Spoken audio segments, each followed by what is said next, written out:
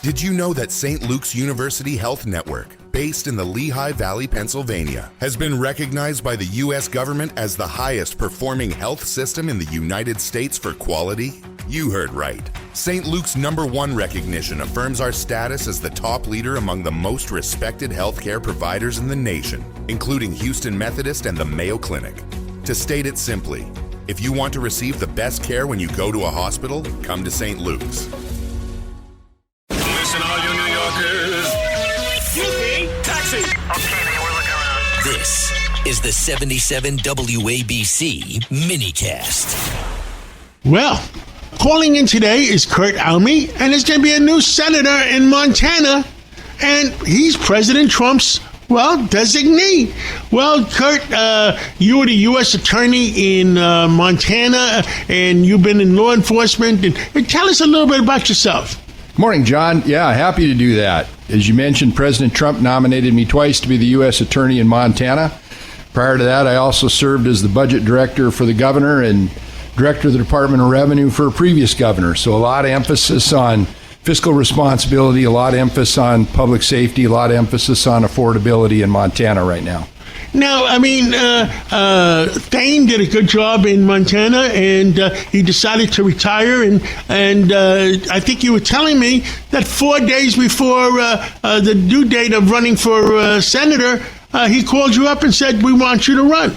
Yeah, he called and let me know that he and Cindy wanted to retire and asked me if I'd be willing to step up if he did.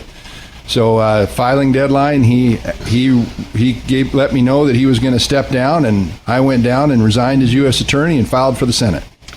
Well, that's wonderful. Give us your views of things. President Trump is in China today, and he's trying to broker a world peace, I guess. But you give us your views. Yeah.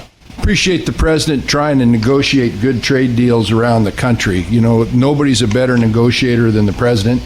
We hope that what he's going to be able to accomplish with China and other countries around the world is not only peace, but also be sure we get a level playing field and we get good trade deals around the country.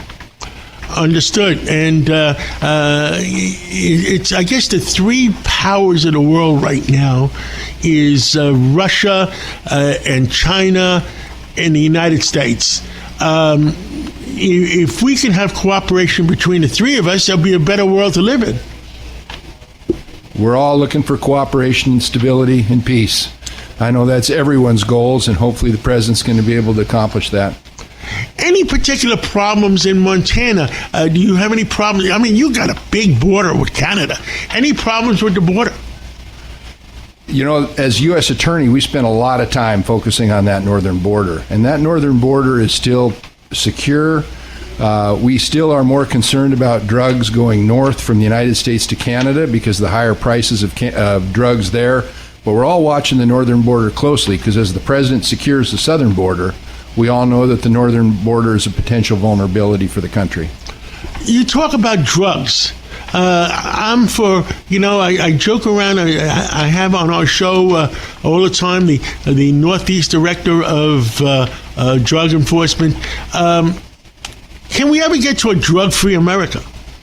We can. I don't know about drug-free, but we can certainly continue to make a difference. And what the president's doing right now, his plan to deal with supply and demand and dealing with supply all the way back at its source, China and India and the precursor chemicals that are coming to this country, is spot on. But this is one of those things where it's all hands on deck. We've got to deal with prevention, we've got to deal with treatment, and we've got to deal with dealers. Understood. What else would you like to tell the American people? You were the U.S. attorney, so you're a law and order person. You back the blue. You back law enforcement. Tell us one more thing about what you believe in. Affordability. We have got to make life more affordable for people in this country, and I think there's a couple ways we can do it. And I got experience with both. So when I was director of our Department of Revenue, we enacted two of the largest tax cuts in the state's history. And when you put money in people's pockets, life becomes more affordable for them. But the other thing we have to stop doing is we've got to stop this reckless deficit spending that keeps putting constant inflation pressure on the economy. We've got to learn how to control that spending. As budget director in Montana, we balanced budgets, and we got set our state up to become debt-free. I'm going to ask you one last question, because we have a lot of problems on the East Coast, and I don't know much about the politics in Montana.